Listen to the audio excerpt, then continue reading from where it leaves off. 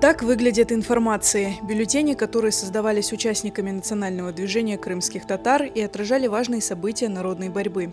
В них печатались сообщения, отчеты, новости о деятельности инициативных групп. Москвага барган векиллер халкка өзүнүн иши акында, фаалияти акында насыл бир эсабат бережеклер. Элбет onun bir yolu edi informatsiyalar vasıtasымен. Bir mahkemeden informatsiyalar berildi. Mesela mına 68-69 yıllardaki Taşkent prosesleri, mahkemeler kapalı edi. Halk onda iştirak etip olamay. Onun için mına bu informasiyadan bileydiler. Mahkeme etilgen halk vekilleri ne hakkında ayttılar, olarga nasıl sualler berildi ve neler oldu. Son 18 Mayıs'ta mutlaka informasiya yapılaydı. Первые информации появились уже в 60-е годы с активизацией национального движения и издавались даже после массового возвращения крымских татар в Крым. Они печатались большими тиражами и распространялись среди всего крымско-татарского народа. Их набирали на печатных машинках, часто привлекая к процессу студенток. Башта biz bu işni albarıydık institutta dersten son rahmetli Seydamet ağa gelip kızlar dedi böyle olmaz institutta hafılı sizge yaramaya olacak. Bir yer tapmak gerek dedi. Son hıdırlık Ferganaga yakın bir Osman Yusupova savhozu var idi.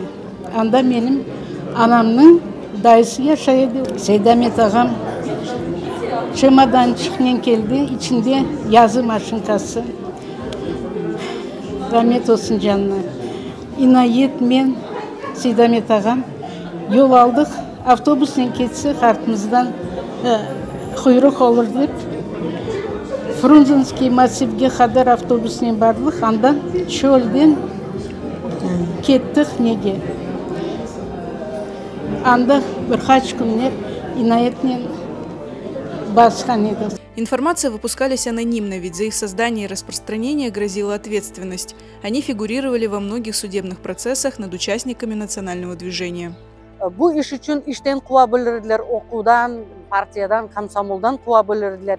Lakin ona bakmadan yaş kızlar bu informasiyalarını bastılar. 7-8 bir maşinkada, mesela nusxalar kopirkadan geçirip. Точно неизвестно полное количество изданных информаций, периодичность выхода, но они остаются ценным источником об истории национального движения.